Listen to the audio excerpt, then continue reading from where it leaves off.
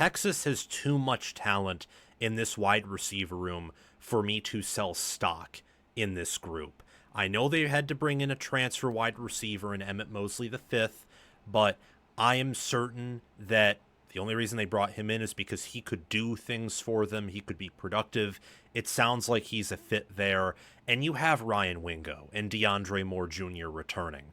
I do have some concerns about their depth. They have a lot of young players in that room, but for example, I love Jamie French and then Khalil Lockett as well. Those are two of their freshmen who I have no doubts will be involved in the wide receiver room. I don't think either of them will be redshirted at the end of the year because I think they'll need them, especially as the season goes on. And Texas is going to be, once again, I think, playing in 15, 16 games this year. 14, 15, 16 games, kind of in that range. I'm pretty high on this team, as most are. Their starters should be top end in the SEC. This is certainly a wide receiver room that can contend for the top 10, which is what I nearly said there. Before we resume this segment, please take a few seconds of your time to make sure you have liked the video, subscribe to the channel, hit the notification bell for the channel and for any team podcasts and playlists linked in the description, and also comment your thoughts down below in the comment section and join my Discord server via the description.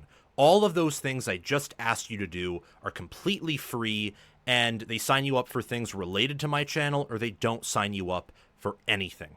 No cost to you, and all the benefit to you because we release daily college football content here on College Football with Sam.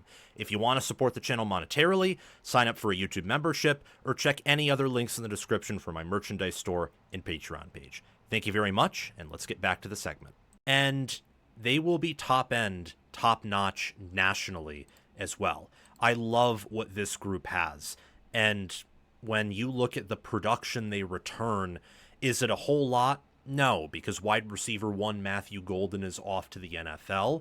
But looking at Wingo, he had over 600 snaps last year, 472 yards, 2 touchdowns, was, I would say, a freak by freshman standards. Was he Jeremiah Smith? No. Was he Ryan Williams? No. But he was good. And with a 64.6 PFF grade as a true freshman, 5-star coming out of high school, I would expect him to take that next step this season, become wide receiver 1 for Texas. Emmett Mosley V, starting wide receiver Z, 68.2 PFF grade with 501 snaps. He had 525 yards and 6 touchdowns at Stanford. Stanford, of all places, has not been known for offensive success. It's not been known for winning football, period. So I imagine that his numbers and his productivity will take a huge step forward at Texas especially. You got to watch out for some of these transfers that come in from smaller schools and you think, they don't know how to play Big Ten or SEC football. How dare people predict them to do well when they're going to step up and have to face tougher competition? That's a fair point. It is. It's a fair point a lot of people make about John Mateer, for example. However, and you can apply this to John Mateer, you can apply it to other players as well, the positive end of that is that they are often joining more talented supporting casts too. So Emmett Mosley V is going to be playing with a better quarterback in Arch Manning than I believe Ashton Daniels, who was Stanford's starting quarterback last season. He is going to have a better offensive line, better tight ends, overall just a better roster that should give him better opportunities at Texas than what he had with Stanford. And Texas's schedule this year is not an Oklahoma or Florida caliber schedule. So I imagine that his addition is going to have more positives and more likely pan out than not. Jamie French Jr. and Khalil Lockett are true freshmen. French had a 96 overall rating in the 2025 class.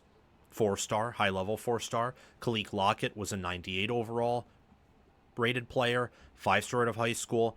They are, at least according to ourlads.com on the Texas depth chart, they are listed as depth pieces at the wide receiver Z position. I think that they are going to have significant playing time this year. Significant playing time. Because, again, this room is, to my knowledge at least, not one of the deepest rooms in the country, and you're not only going to be rolling 3 wide receivers out there all the time. So I imagine they will get plenty of reps. I don't think either will be redshirted. More importantly, I think they will be good players and immediately be some of the SEC's better players, especially relative to other second-string wide receivers. So that is a huge benefit, especially since Texas is going to have them for several more seasons. And we have wide receiver DeAndre Moore Jr., 65 PFF grade, 7 touchdowns with 456 receiving yards. This is a group that is going to help Arch Manning step up in the pocket to be able to take deep shots, which he loves to take, and be one of the better quarterbacks in America. What I like about this receiver group is looking at all of the secondaries and defenses they will play. There are really only 2 that jump out to me. Ohio State in week 1 and Georgia in week 12 that I think could limit them. And I don't think shut them down. I think Ohio State has enough questions at corner. Georgia has enough questions with depth to where when they play them, Ohio State in week 1, Georgia in week 12, I don't think this receiver group is going to be shut down by anyone they play. No one. Now, to be fair, I don't know if anyone has a lockdown secondary in college football this year. I don't know if anyone does. But Georgia could. Ohio State could. Maybe Oklahoma, but that's a strong maybe. And then while Florida and A&M, I think will have good secondaries, I would not count on them having secondaries that can totally limit the talent that Texas has at wide receiver.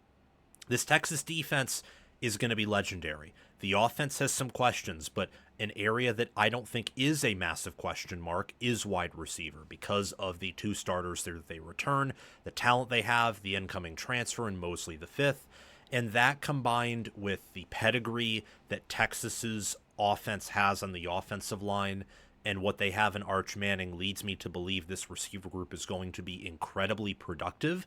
Wouldn't be shocked if this offense shows moments of more explosiveness and more explosivity overall than they did last season. I wouldn't be shocked by that at all, especially with Arch Manning loving the deep ball and the fact that while Matthew Golden is off to the NFL and he will be very productive, so that is a big loss there.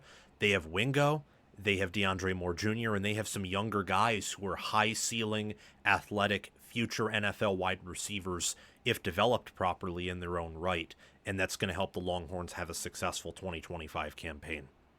Thank you for watching College Football with Sam. Make sure that you've liked the video, subscribed to the channel, hit the notification bell for the channel and team playlists and podcasts in the description, join the free Discord server where we talk college football 24/7, and have commented your thoughts down below. Check out the description for any ways you can support the channel monetarily. Everything else I've asked you to do is completely free, and your support means the world to me. We're trying to become the next big thing on college football YouTube. 6-figure subscribers, maybe 1 million one day. I think we can do that. And also check out any videos or playlists, anything in these columns right here, where there will be videos and playlists. Yeah, you get the point. Have a fantastic day, and I will see you in the next one.